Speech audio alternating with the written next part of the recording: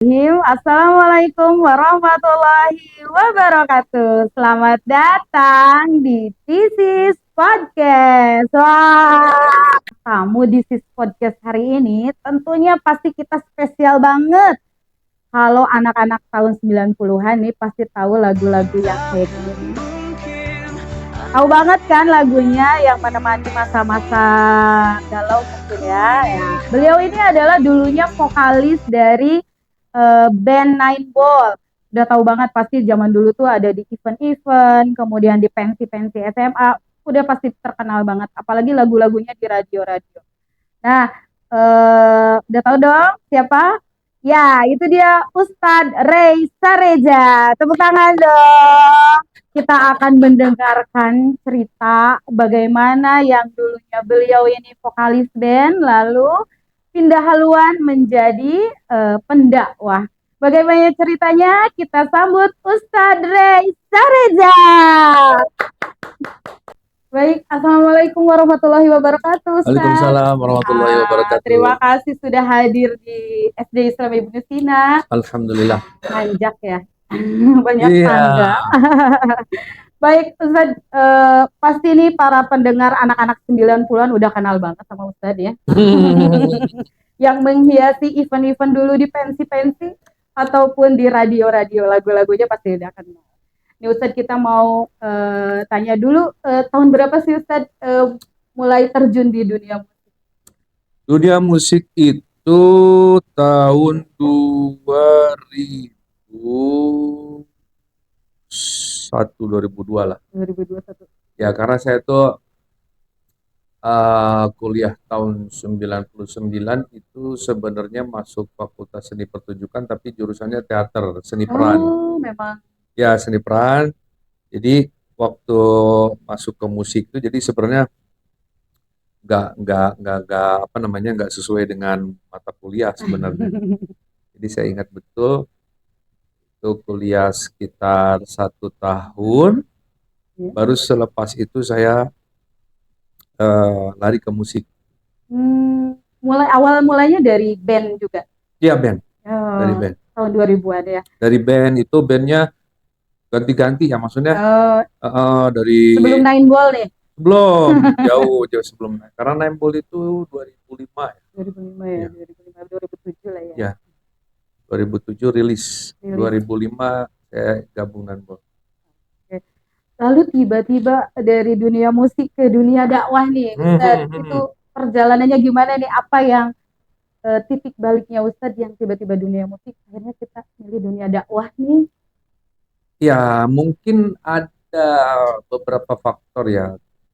Salah satu faktor yang ada kesamaannya mungkin karena saya terbiasa bicara atau tampil di depan audiens, dan dakwah pun kan demikian.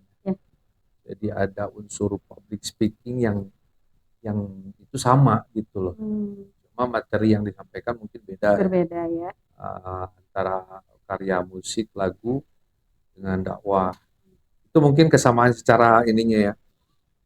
Selebihnya ya biasa perjalanan hidup seseorang itu kan pasti banyak pertimbangan, banyak lika-likunya. Sebenarnya saya nggak pernah hijrah dari musik sih, nggak pernah secara sengaja keluar gitu ya dari dunia entertain, walaupun keinginan itu ada, tapi saya selalu berusaha. Yang pertama adalah membuat hidup saya atau langkah perjalanan hidup saya itu ngalir. Itu yang pertama. Yang kedua, saya selalu berusaha ikut arahan guru-guru saya gitu kan ya, ustadz-ustadz, kiai yang saya anggap mereka guru saya selalu minta pendapat mereka gitu. Jadi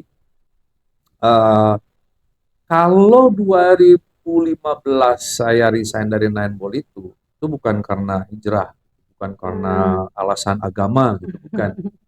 Tapi memang karena pertimbangan waktu yang mungkin akan lebih banyak terbuang kalau saya teruskan, terus fisik, kelelahan yang mungkin akan udah saya bisa bayangkan seperti apa kalau diteruskan gitu kan waktu itu makanya saya memutuskan untuk resign gitu.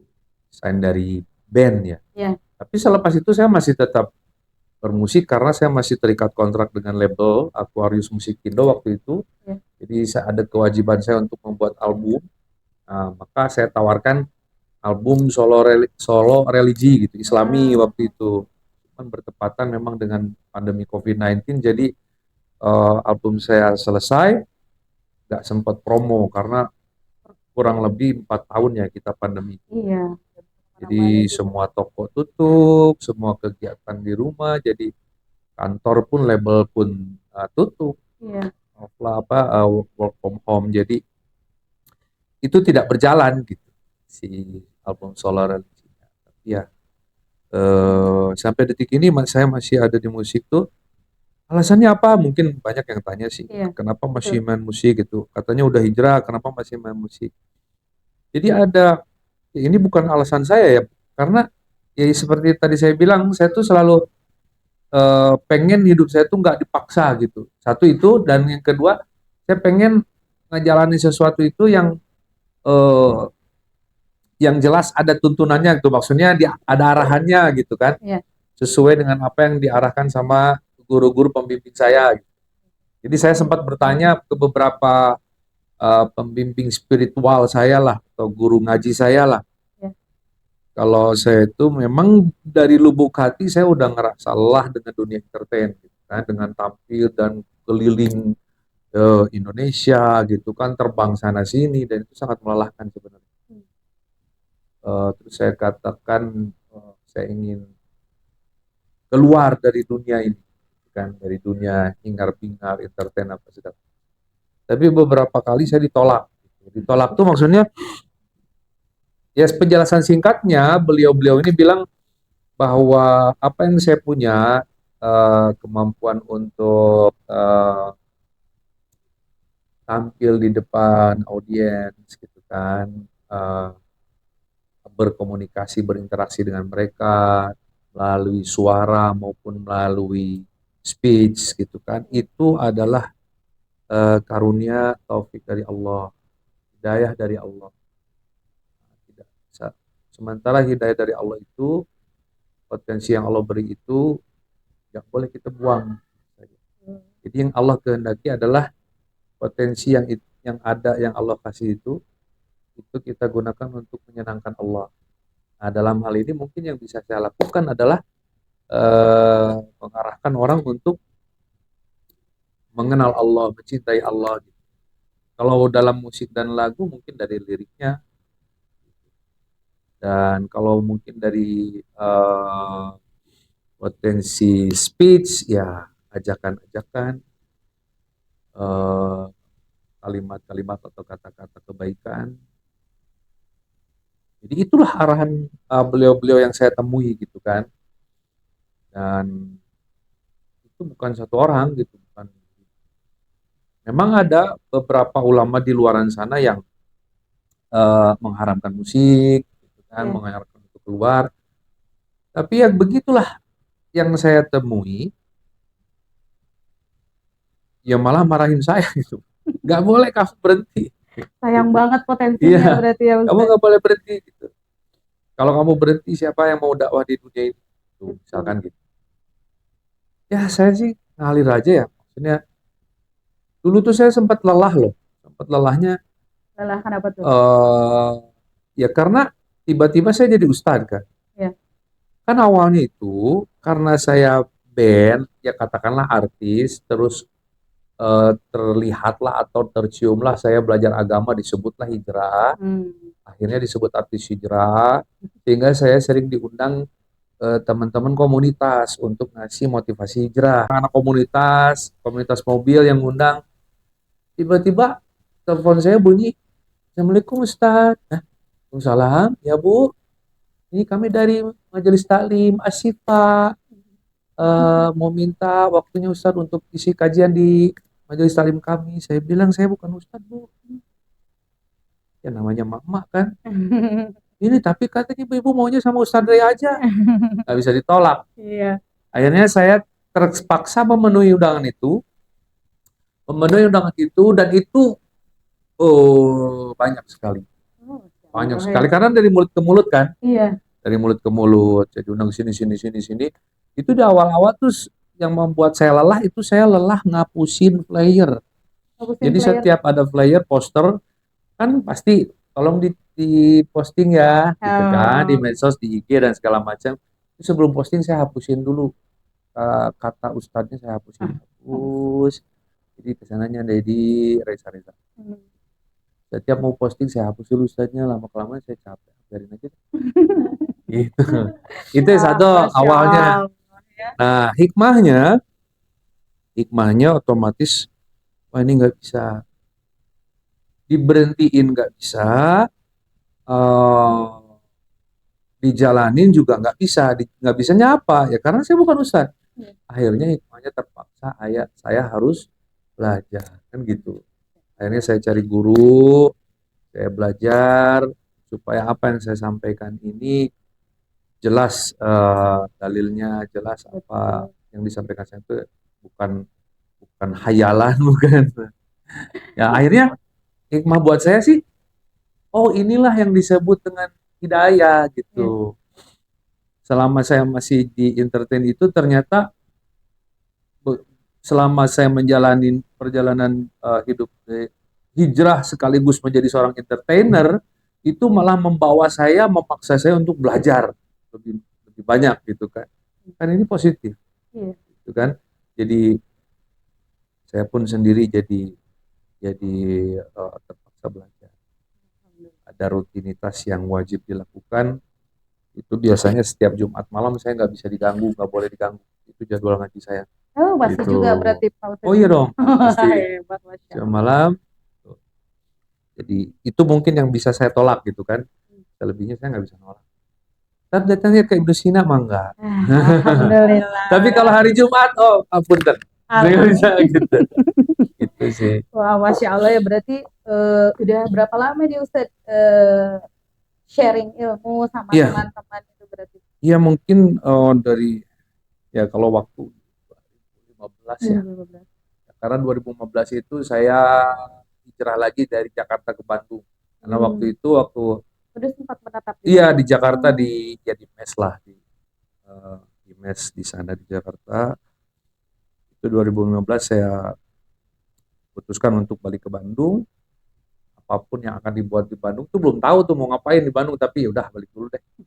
Nah, justru ya hikmahnya dari situ jadi belajar, jadi ketemu guru kan. Hikmahnya ya. Iya.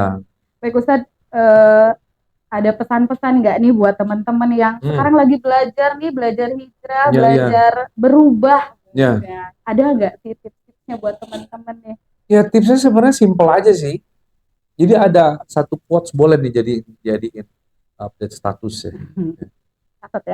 Quotes yang membuat saya itu meyakini itu bahwa amal baik yang kita buat, keputusan baiklah yang akan turun dari langit. Sebaliknya amal buruk kita buat, maka keputusan buruk yang akan turun dari langit.